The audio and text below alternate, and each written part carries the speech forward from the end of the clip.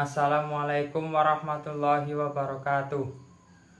Hamdan wa syukronillah amma ba'du.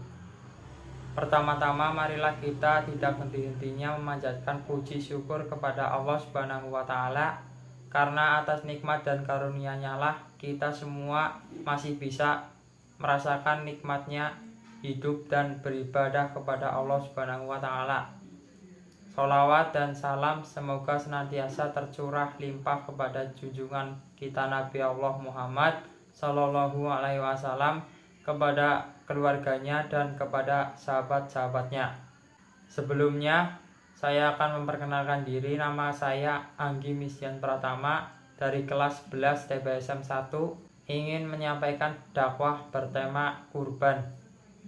Sebagai umat muslim, seperti yang kita tahu, pada bulan Zulhijjah, selain melaksanakan sholat Idul Adha, ada satu ibadah yang telah Allah perintahkan kepada kita sebagai hambanya, yaitu melaksanakan ibadah kurban.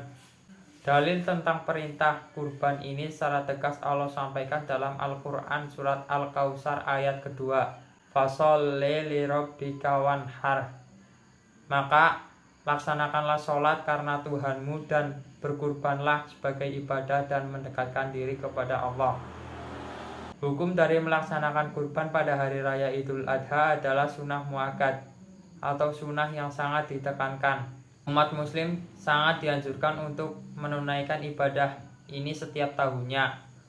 Bahkan dalam salah satu hadis yang diriwayatkan oleh Imam Ahmad, Ibnu Majah, dan Al-Hakim, Rasulullah Shallallahu Alaihi Wasallam menyampaikan bahwa siapa yang memiliki kelapangan dan tidak berkurban, maka jangan dekati tempat sholat kami. Maka ketika seorang muslim memiliki kemampuan untuk melaksanakan ibadah kurban, maka laksanakanlah dengan sepenuh hati dengan niat beribadah dan mendekatkan diri kepada Allah Subhanahu wa taala. Menyembelih hewan kurban adalah salah satu sunnah Rasul yang serat dengan hikmah dan keutamaan. Hal ini didasarkan pada hadis Nabi Shallallahu Alaihi Wasallam. Aisyah menuturkan dari Rasulullah Shallallahu Alaihi Wasallam bahwa beliau bersabda, tidak ada suatu amalan yang dikerjakan anak Adam pada hari raya Idul Adha yang lebih dicintai oleh Allah Subhanahu wa taala dari menyembelih hewan, karena hewan itu akan datang pada hari kiamat dengan tanduk-tanduknya, bulu-bulunya, dan kuku kakinya. Darah hewan itu akan sampai di sisi Allah sebelum menetes ke tanah. Karenanya, lapangkanlah jiwaku untuk melakukannya. Hadis Hasan riwayat Al-Tirmizi dan Ibnu Majah. Binatang yang diperbolehkan untuk kurban adalah onta, sapi atau kerbau, dan kambing. Untuk selain tiga jenis ini tidak diperbolehkan. Allah Subhanahu wa taala berfirman dalam Quran surat Al-Hajj ayat 34 yang artinya, dan bagi tiap-tiap umat telah kami syariatkan penyembelihan kurban supaya mereka menyebut nama Allah terhadap binatang ternak yang telah direzekikan Allah kepada mereka. Maka Tuhanmu ialah Tuhan yang Maha Esa, karena itu berserah dirilah kepadanya dan berilah kabar gembira kepada orang-orang yang tunduk patuh kepada Allah. Adapun umur hewan yang boleh untuk dikurbankan adalah, dalam hadis dari Jabir radhiyallahu anhu, Rasulullah Shallallahu Alaihi Wasallam bersabda, janganlah kamu menyembelih kurban selain mutsinah, kecuali jika kamu kesulitan, maka boleh menyembelih jazah. Hadis riwayat Muslim. Mutsinah adalah unta yang telah berumur 5 tahun, sapi atau kerbau yang telah berumur 2 tahun, domba, kambing atau biri-biri yang telah berumur 1 tahun.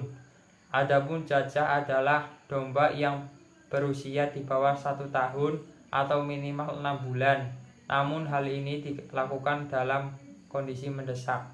Lalu apa boleh berkurban dilakukan secara bersama atau gabungan?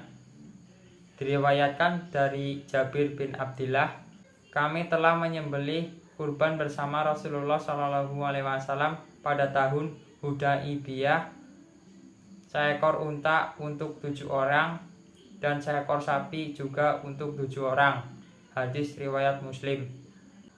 Pada hadis tersebut dapat dijelaskan bahwa ibadah kurban dapat dilakukan secara bersama pada hewan kurban jenis unta dengan jumlah 7 orang dan sapi untuk 7 orang. Hal ini berlaku untuk jenis kerbau, mengingat kerbau adalah hewan yang sejenis dengan sapi. Sedangkan untuk kambing, domba, dan biri-biri hanya untuk 1 orang. Demikianlah dakwah tentang kurban yang dapat saya sampaikan. Semoga dapat bermanfaat dan bisa dipetik pelajaran bagi kita semua. Wassalamualaikum warahmatullahi wabarakatuh.